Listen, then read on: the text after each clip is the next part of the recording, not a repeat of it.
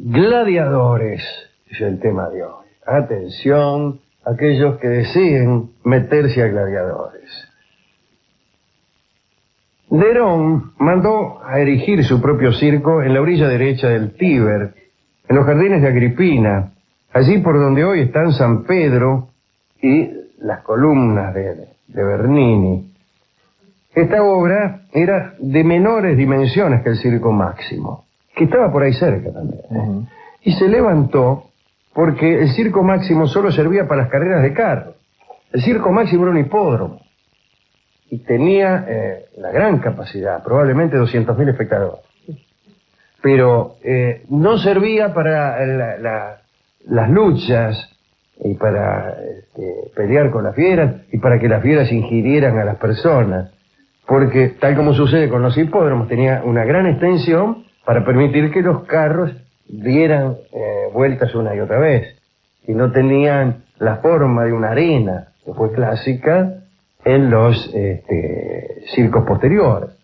El Coliseo que hoy conocemos todavía no estaba construido, porque me parece que lo construyó Vespasiano. Pero bueno, este estadio permitía que se celebraran los combates de gladiadores, que era el entretenimiento predilecto en la antigua Roma. No es posible reconstruir con exactitud ese edificio porque al final lo utilizaron como cantera, como sucedió con casi todos los edificios de la antigua Roma, y ya medio se olvidaron dónde lo habían puesto, ¿no? Hoy no quedan ni los cimientos. Casi todo se usó como material de construcción para las diversas ampliaciones de la iglesia de San Pedro.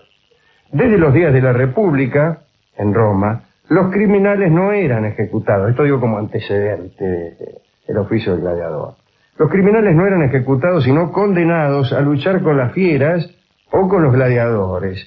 Si lograban sobrevivir, obtenían su libertad. Si morían, como si se tratara de una ordalía, se consideraba un justo castigo. Los antecesores de Nerón, es ya terminada la República, los emperadores anteriores a Nerón, Claudio y Calígula, auspiciaron, en realidad Calígula y Claudio, ¿no? Auspiciaron las luchas.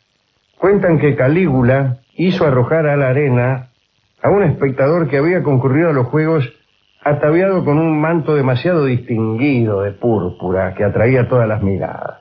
Entonces a Calígula le dio bronca y lo arrojó a la arena para que peleara con los gladiadores, y aquel petimetre, aquel lechuguino, encontró una muerte miserable. Escio Próculo, que era hijo de un oficial y un famoso galán, también se ganó los celos de Calígula.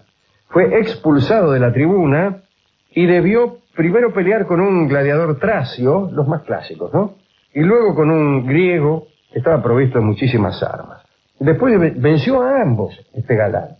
Los venció a los dos, al tracio y al griego. Entonces el emperador ordenó que los trasladara. Así que ganaste peor, dijo Calígula, que era una persona poco recomendable. Aunque parezca curioso, en sus años inaugurales como emperador, a Nerón no le gustaban las luchas de gladiadores. Al principio trató de suplantar los combates por otros, acaso más grandilocuentes, pero también fingidos, eran combates de mentiras. Cuentan que en un estanque lleno de animales marinos y de agua, desde luego, ofreció el simulacro de una batalla naval. Otra atracción fue el combate a espada entre 400 senadores y 600 nobles romanos. Claro, usted dirá, ¿que era en serio? No, estaba todo ensayado.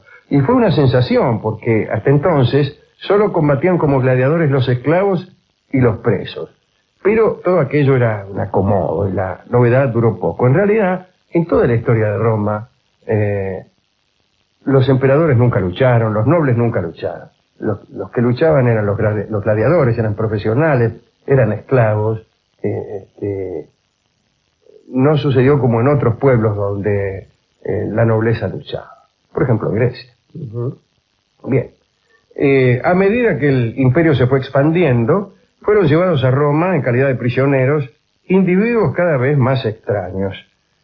Usted podía encontrar en la arena, Rolón, pelirrojos de Britania y Galia, rubios del Rin, morenos de Mauritania, negros del interior del África, hombres de cobre de Singapur. Agrego yo, y es mentira. Nunca hubo un hombre de Singapur en el circo romano. En la época de Nerón incluso se organizaron por primera vez luchas entre mujeres. Qué lindo. Con la exclamación Ave César, los que van a morir te saludan, los gladiadores entraban en la arena. Cuando uno caía afinado, se abría una puerta en uno de los costados de la arena y un esclavo entraba a todo lo que da. Le ponía un hierro caliente, un hierro candente en realidad, sobre el cuerpo del desplomado para cerciorarse de que el gladiador no se hacía el muerto.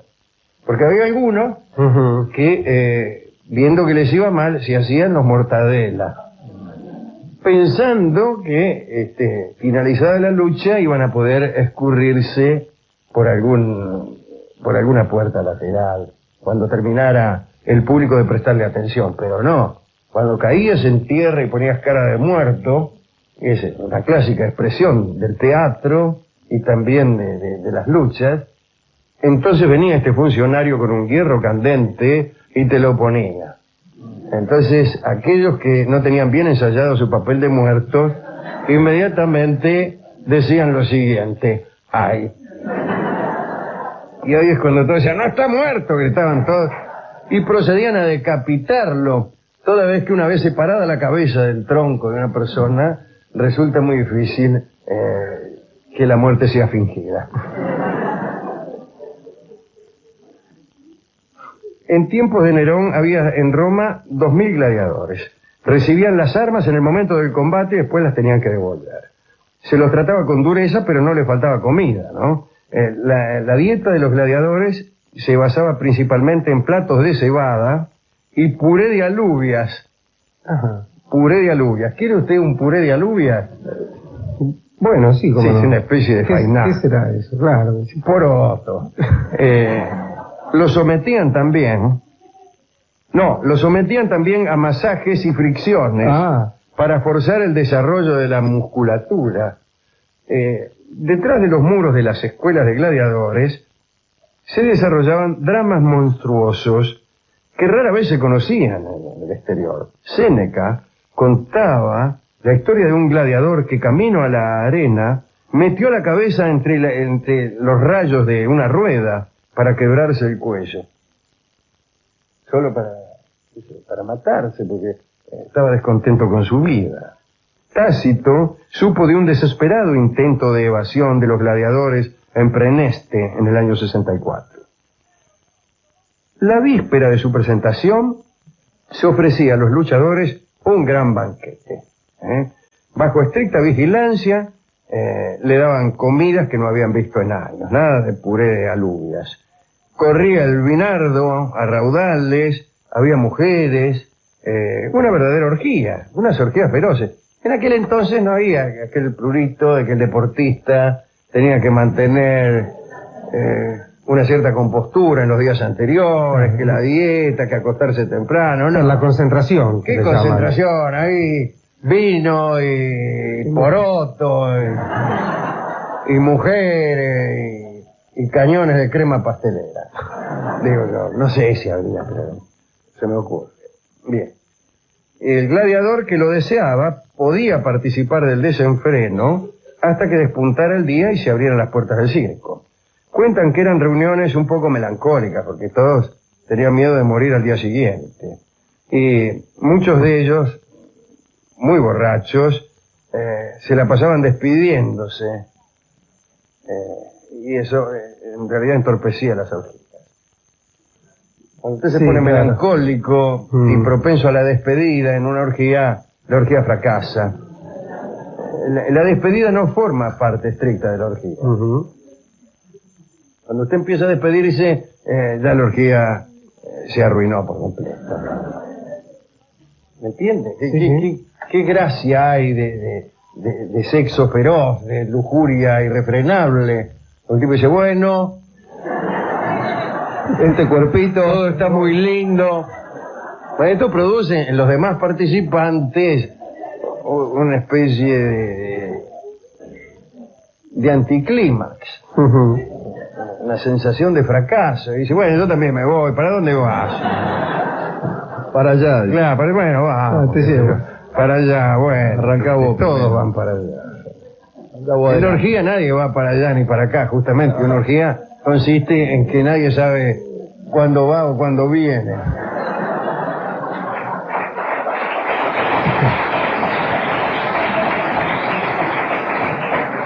Bueno, y enseguida empezaba la lucha. Llamo la atención sobre la lucha con fieras, que era una particular variedad de los combates de gladiadores, ¿no? Se dice que Marco Fulvio Nobilior, el vencedor de los etolios, organizó en Roma en el año 181 a.C. el primer espectáculo con fieras. Al comienzo era un espectáculo inocente, mostraban ahí los lagartos.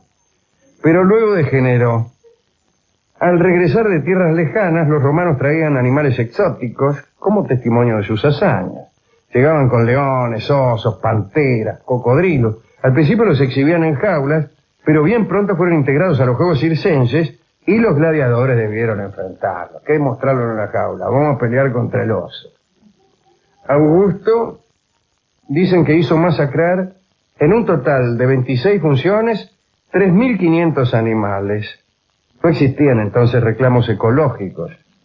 Cuentan que incluso los cartagineses, los libios y los egipcios, los africanos en general, auspiciaban las capturas de las fieras para cultivar sus campos con menor riesgo. Había en ese entonces en el África muchas fieras. Entonces vos estabas cultivando porotos, por ejemplo, o agachado cosechando papas, y venía por detrás, digamos, un tigre, y te comía. Esto producía un gran menoscabo en la agricultura. La ingestión de agricultores por parte de las fieras. Contemos, para cerrar este informe, que con la participación de las fieras en la arena se produjo un error, un descuido. Sucede que algunos gladiadores aprendían a amaestrar a las fieras. Entonces cuando se enfrentaban con ellas, las obligaban a ir a menos.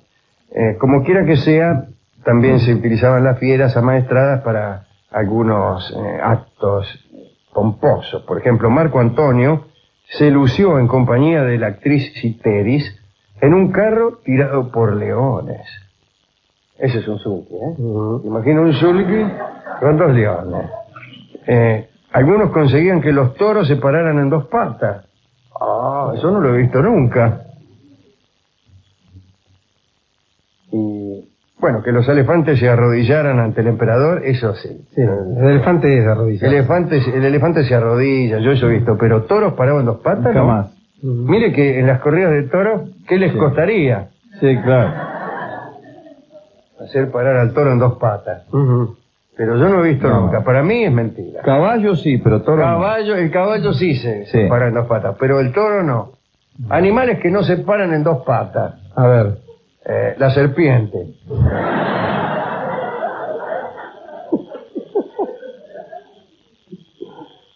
El cocodrilo tampoco. Para Se mí para. sí. No. ¿Cuántas patas tiene el cocodrilo? No lo sé. 4. 4 o 6. 4. Seis. A mí me parece que tiene 6. ¿Cómo 6? ¿Tiene 6? No, 4. Le convendría 6. Claro, ¿Por qué? Por Porque el va largo. arrastrando mucho la panza. Sí. ¿Le convendría 2 patas en el medio? Andaría mejor. Está mal terminado el cocodrilo. Sí. Bueno, ¿a quién quiere dedicar esta crónica deportiva, podríamos decir? Yo al galán ese que le ganó a... Que le ganó A los al tipos, Pinto y a los gladiadores, Valiente. al Tracio y al otro, ¿no? Sí. Había distintas clases de gladiadores, ¿se acuerda? Estaba el retiario, que era, o el reciario, decimos nosotros, tiene que ver con la red. trabajaba con una red y con un tridente. En una mano la red, en la otra el tridente. La técnica consistía en dejarte atacar y enredarte en un momento con la red. Y cuando estabas atorado en tus movimientos, entonces te ensartaba con el tridente como churrasco de croto. Ajá. Como se decía ya. Pero el más clásico era el gladiador tracio, que era espada y escudo. Espada y escudo, y era mucho más eficaz que el reciario. El reciario era más lento. Usted imagínese. Pero la maniobra era más lenta. Claro, y con un pinche de choricero. Sí. Qué sé yo, había un tipo con una espada y no le daba mucho asombro. Los reciarios eran más pesados y los tracios, que eran los tipos con la espada y el escudo, eran más rápidos. Más ágiles. Sí, más eficaces. Discúlpeme, yo sí tengo que hacer una apuesta, voy ¿Usted va al tracio? Al retiario, sí. Digo al tracio. Al tracio, disculpe. Bueno, pero usted ¿a quién se lo dedicó? Al galán. Al galán, aquel. Al Ezio Próculo, que tenía un lindo nombre también. Sí, las hinchadas lo... Salvado apenas por un acento.